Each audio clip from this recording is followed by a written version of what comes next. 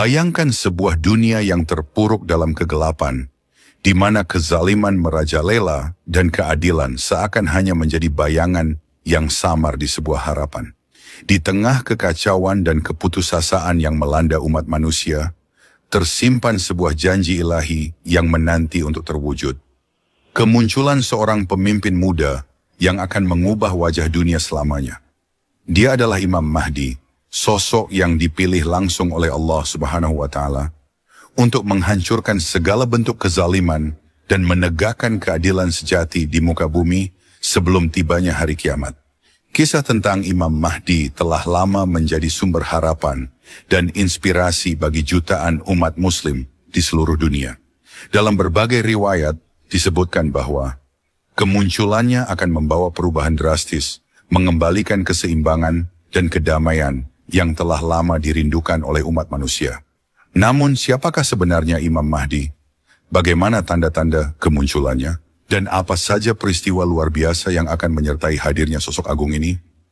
Mari kita selami lebih dalam misteri dan keagungan yang menyelimuti sosok Imam Mahdi, memahami peran pentingnya dalam sejarah akhir zaman, dan bagaimana kehadirannya akan menjadi titik balik bagi peradaban manusia. Persiapkan diri Anda untuk sebuah perjalanan yang akan membuka mata hati dan menambah keimanan saat kita menanti dengan penuh harap akan terpenuhinya janji-janji suci yang telah disampaikan melalui lisan Rasulullah Shallallahu Alaihi Wasallam berabad-abad yang lalu. Imam Mahdi ialah seorang Muslim berusia muda yang akan dipilih oleh Allah Subhanahu wa Ta'ala untuk menghancurkan semua kezaliman dan menegakkan keadilan di muka bumi sebelum datangnya hari kiamat. Hal ini diterangkan sangat jelas dalam sebuah hadis Nabi yang diriwayatkan oleh Tabrani. Telah bersabda Rasulullah Shallallahu Alaihi Wasallam, sungguh bumi ini akan dipenuhi oleh kezaliman dan kesemena-menaan. Dan apabila kezaliman serta kesemena-menaan itu telah penuh, maka Allah Subhanahu wa Ta'ala akan mengutus seorang laki-laki yang berasal dari umatku, namanya seperti namaku, dan nama bapaknya seperti nama bapakku, Muhammad bin Abdullah. Maka dia akan memenuhi bumi dengan keadilan dan kemakmuran. Sebagaimana bumi telah dipenuhi sebelum itu oleh kezaliman dan kesemena-menaan. Di waktu itu, langit tidak akan menahan setetes pun dari tetesan airnya. Dan bumi pun tidak akan menahan sedikit pun dari tanaman-tanamannya. Maka dia akan hidup bersama kamu selama 7 tahun, atau 8 tahun, atau 9 tahun. Hadits riwayat Tabrani. Hadits lain yang menerangkan tentang kedatangan Imam Mahdi adalah, telah bersabda Rasulullah, pada akhir zaman akan muncul seorang khalifah yang berasal dari umatku, yang akan melimpahkan harta kekayaan selimpah-limpahnya. Dan dia sama sekali tidak akan menghitung-hitungnya. Hadits riwayat Muslim dan Ahmad. Imam Mahdi sebenarnya adalah sebuah nama gelaran, sebagaimana halnya dengan gelar khalifah, Amirul Mukminin, dan sebagainya. Imam Mahdi dapat diartikan secara bebas dan bermakna pemimpin yang telah diberi petunjuk. Dalam bahasa Arab kata, imam ialah pemimpin, ataupun Mahdi ialah orang yang mendapat petunjuk. Nama Imam Mahdi sebenarnya, seperti yang disebutkan dalam hadis di atas, dia bernama Muhammad, seperti nama Nabi Muhammad Shallallahu Alaihi Wasallam. Nama ayahnya pun sama seperti nama ayah Rasulullah, yaitu Abdullah. Nama Imam Mahdi sama dengan Rasulullah Shallallahu Alaihi Wasallam, yaitu Muhammad bin Abdullah. Ciri-ciri Imam Mahdi. Tidak ada seorang pun di muka bumi ini yang mengetahui tentang Imam Mahdi dan ciri-cirinya, kecuali Rasulullah Shallallahu Alaihi Wasallam, karena Rasulullah dibimbing oleh wahyu. Oleh sebab itu bagi kita sebaik-baiknya, tempat untuk merujuk tentang perkara ini adalah apa yang Rasulullah katakan dalam hadis-hadisnya sebagai berikut. Telah bersabda Rasulullah Shallallahu Alaihi Wasallam, Al-Mahdi berasal dari umatku, berkening lebar, berhidung panjang dan mancung. Dia akan memenuhi bumi ini dengan keadilan dan kemakmuran, sebagaimana bumi ini sebelum itu dipenuhi oleh kezaliman dan kesemena-menaan, dan umur kekhalifahannya berumur 7 tahun. Hadis riwayat Abu Dawud dan Al-Hakim. Telah bersabda Rasulullah Shallallahu Alaihi Wasallam, Al-Mahdi berasal dari umatku, dari keturunan anak cucuku. Hadis riwayat Abu Dawud, Ibnu Majah, dan Al-Hakim. Kemunculan Imam Mahdi. Kemunculan Imam Mahdi bukan kerana kemauan Imam Mahdi itu sendiri, melainkan kerana takdir Allah Subhanahu wa Ta'ala yang pasti berlaku. Bahkan Imam Mahdi sendiri tidak menyadari bahwa dirinya adalah Imam Mahdi, melainkan setelah Allah Subhanahu wa Ta'ala mengislahkannya dalam suatu malam, seperti yang dikatakan dalam sebuah hadis berikut. Telah bersabda Rasulullah Shallallahu Alaihi Wasallam, Al-Mahdi berasal dari umatku yang akan diislahkan oleh Allah dalam satu malam. Hadis riwayat Ahmad dan Ibnu Majah. Kemunculan Imam Mahdi akan didahului oleh beberapa tanda-tanda sebagaimana yang disebutkan dalam beberapa hadis berikut. Aisyah Ummul Mukminin radhiyallahu anha telah berkata, pada suatu hari tubuh Rasulullah Shallallahu Alaihi Wasallam bergetar dalam tidurnya. Lalu kami bertanya, mengapa engkau melakukan sesuatu yang belum pernah engkau lakukan, wahai Rasulullah? Rasulullah menjawab, akan terjadi suatu keanehan, yaitu bahwa sekelompok orang dari umatku akan berangkat menuju Baitullah Ka'bah untuk memburu seorang laki-laki Quraisy yang pergi mengungsi ke Ka'bah. Sehingga apabila orang-orang tersebut telah sampai ke padang pasir, maka mereka ditelan bumi. Kemudian kami bertanya, bukankah di jalan padang pasir itu terdapat bermacam-macam orang? Beliau menjawab, benar, di antara mereka yang ditelan bumi tersebut ada yang sengaja pergi untuk berperang, dan ada pula yang dipaksa untuk berperang, serta ada pula orang yang sedang berada dalam suatu perjalanan, akan tetapi mereka binasa dalam satu waktu dan tempat yang sama. Sedangkan mereka berasal dari arah niat yang berbeda-beda. Kemudian Allah Subhanahu wa Ta'ala akan membangkitkan mereka pada hari kebangkitan menurut niat mereka masing-masing. Hadits riwayat Bukhari Muslim. Telah bersabda Rasulullah Shallallahu Alaihi Wasallam, seorang laki-laki akan datang ke Baitullah Ka'bah, maka diutuslah suatu utusan oleh penguasa untuk mengejarnya. Dan ketika mereka telah sampai di suatu gurun pasir, maka mereka terbenam di telan bumi. Hadits riwayat Muslim. Mengenal pasukan Panji Hitam dari timur, pembawa kedamaian dan keadilan di akhir zaman. Di antara berbagai tanda-tanda akhir zaman yang dikabarkan Rasulullah Shallallahu Alaihi Wasallam, munculnya pasukan Panji Hitam dari timur menjadi salah satu yang paling dinanti umat Islam. Diselimuti misteri dan kekuatan, pasukan Panji Hitam diyakini sebagai pembawa kedamaian dan keadilan di tengah kekacauan yang melanda dunia menjelang kiamat. Pasukan Panji Hitam, sebagaimana namanya, identik dengan panji berwarna hitam yang mereka kibarkan. Simbolisme warna hitam ini dikaitkan dengan kekuatan, ketegasan, dan tekad bulat dalam menegakkan kebenaran. Digambarkan sebagai pasukan yang gagah berani dan tak terkalahkan, mereka melambangkan harapan bagi umat Islam yang tertindas dan rindu akan kedamaian.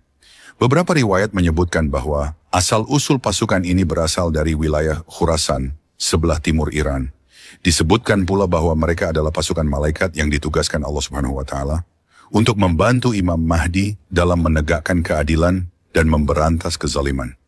Riwayat lain menyebutkan bahwa pasukan ini terdiri dari manusia beriman yang saleh, di mana mereka telah mempersiapkan diri dengan baik untuk menyambut kedatangan Imam Mahdi. Keterkaitan pasukan Panji Hitam dengan Imam Mahdi sangatlah erat. Mereka diutus untuk mendukung dan membantu Imam Mahdi dalam misinya menyebarkan Islam dan menciptakan dunia yang adil dan sejahtera. Para pengikut Imam Mahdi ini diyakini memiliki tekad yang kuat untuk menegakkan nilai-nilai Islam, menjunjung tinggi keadilan, dan senantiasa berusaha untuk memperbaiki diri sebagai persiapan menyambut kedatangan sang pemimpin yang dinanti. Keberadaan pasukan Panji Hitam menjadi pengingat bagi umat Islam untuk terus meningkatkan iman dan ketakwaan, serta mempersiapkan diri dengan sebaik-baiknya untuk menyambut datangnya akhir zaman. Dengan keyakinan bahwa pasukan ini akan membawa kedamaian dan keadilan, umat Islam didorong untuk senantiasa berbuat kebaikan dan menyebarkan nilai-nilai Islam yang rahmatan lil alamin. Meskipun masih diselimuti misteri, pasukan Panji Hitam dari timur menjadi simbol harapan dan kekuatan bagi umat Islam. Kepemimpinan Imam Mahdi. Dalam hadis yang disebutkan di atas, Imam Mahdi akan memimpin selama 7 atau 8 atau 9 tahun. Semasa kepemimpinannya, Imam Mahdi akan membawa kaum muslimin untuk memerangi kezaliman hingga satu demi satu kezaliman akan tumbang takluk di bawah kekuasaannya. Kemenangan demi kemenangan yang diraih Imam Mahdi dan pasukannya akan membuat murka raja kezaliman, Dajjal, sehingga membuat Dajjal keluar dari persembunyiannya dan berusaha membunuh Imam Mahdi serta pengikutnya. Kekuasaan dan kehebatan Dajjal bukanlah lawan tanding Imam Mahdi. Oleh karena itu, sesuai dengan takdir Allah Subhanahu wa Ta'ala, maka Allah akan menurunkan Nabi Isa alaihissalam dari langit yang bertugas bunuh Dajjal.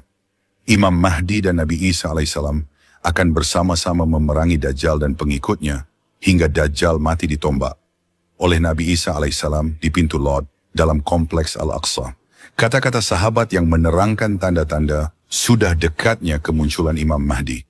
Menurut riwayat, apabila sudah dekat kedatangan Imam Mahdi, akan banyaklah terjadinya peperangan, bencana, dan kekacauan. Pada masa itu nanti semakin banyaklah terjadi peperangan. Orang mau bunuhan sesama kaum sendiri karena masalah yang remeh-remeh. Antara satu kumpulan dengan kumpulan yang lain, begitu juga dengan negara lain berperang karena masalah yang kecil.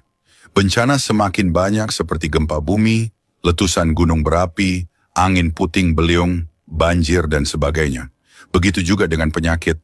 Semakin banyak jenis penyakit dan semakin ramailah manusia yang berpenyakit.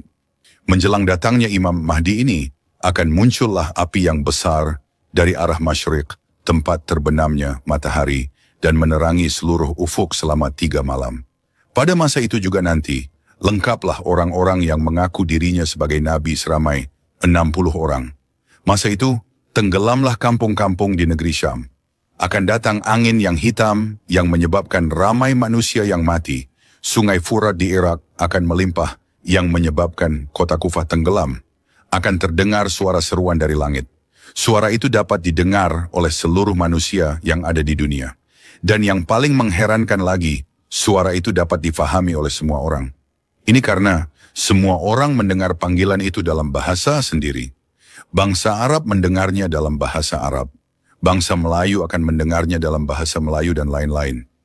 Pada masa itu juga, terdengarlah suara pada tengah malam bulan Ramadan yang menyebabkan semua orang yang tidur terbangun, banyak pembunuhan dan banyak peperangan berlaku sehingga akan banyak darah mengalir di jalan-jalan raya. Orang semakin berani berbuat jahat tidak kira tempat dan waktu. Pada masa itu nanti, yang diangkat menjadi pemimpin terdiri daripada orang-orang jahat. Pemimpin jahat dan orang yang dipimpin pun sama-sama jahat. Dalam sebuah hadis ada menyatakan bahwa manusia pada zaman itu yang beriman pada petangnya tetapi esoknya sudah menjadi kafir. Bukan berarti petangnya dia Islam, tetapi esoknya Yahudi atau Nasrani. Maksudnya di sini banyaknya orang nanti akan kafir nikmat. Apa-apa saja yang dikurniakan oleh Allah Subhanahu wa Ta'ala tidak disyukuri dan tidak digunakan di jalan yang diridai Allah Subhanahu wa Ta'ala. Menjelang turunnya Imam Mahdi dikatakan tentara dari Turki akan datang ke Jazirah Arab. Mereka datang untuk menakluki tanah-tanah Jazirah Arab. Mereka bunuh pemimpin-pemimpin dan mereka kuasai daerahnya. Dalam keadaan dunia yang huru-hara itu, muncullah Imam Mahdi. Beliau datang untuk meneruskan perjuangan datuknya, yaitu junjungan mulia Nabi Muhammad SAW, untuk mengatasi kekalutan di muka bumi ini. Semua makhluk di muka bumi ini bergembira dengan kedatangan Imam Mahdi, bukan dari kalangan manusia saja, bahkan dari binatang hewan buas, burung-burung dan lain-lain. Imam Mahdi itu adalah seorang lelaki yang soleh, daripada keturunan Nabi Muhammad. Dia diangkat menjadi pemimpin ketika manusia di seluruh dunia begitu buruk keadaannya. Imam Mahdi akan diangkat sebagai pemimpin setelah dilihat beliau berilmu, berakhlak dan mempunyai banyak kelebihan. Manusia pada zaman itu berharap agar Imam Mahdi ini dapat mengembalikan dunia kepada kebaikan. Imam Mahdi itu tidak mengetahui bahwa dirinya itu adalah Imam Mahdi yang ditakdirkan oleh Allah Subhanahu wa Ta'ala untuk diutus ke dunia sebagai penyelamat umat akhir zaman. Begitu juga dengan zaman tersebut, tidak tahu bahwa diangkatnya orang itu adalah Imam Mahdi. Umat akhir zaman orang yang Imam Mahdi ini akan diketahui adalah Imam Mahdi apabila dia telah memegang pimpinan. Beliau akan menunjukkan perilaku yang baik, mengajak manusia ke arah kebaikan dan mencegah kemungkaran. Mengapa manusia yang sudah begitu lama bergelimang dengan dosa mau diajak kepada kebenaran? Keadaan ini samalah seperti zaman jahiliyah dulu, sebelum kedatangan Rasulullah. Rasulullah datang menyeru kepada umat Islam, orang akan mengikutinya, walaupun baginda terpaksa menghadapi penderitaan dan kesusahan yang dahsyat. Keadilan dapat ditegakkan di zaman Rasulullah karena masyarakat yang baik dan beriman. Kuranglah malapetaka dan musibah yang menimpa. Bahkan rahmat Allah Subhanahu wa Ta'ala datang bagaikan air yang melimpah ruah, tak terkata nikmatnya. Umat akhir zaman, setelah dunia aman makmur kembali, seperti zaman kegemilangan Islam satu masa dulu, maka pada masa itulah, tahulah mereka bahwa pemimpin mereka itu adalah Imam Mahdi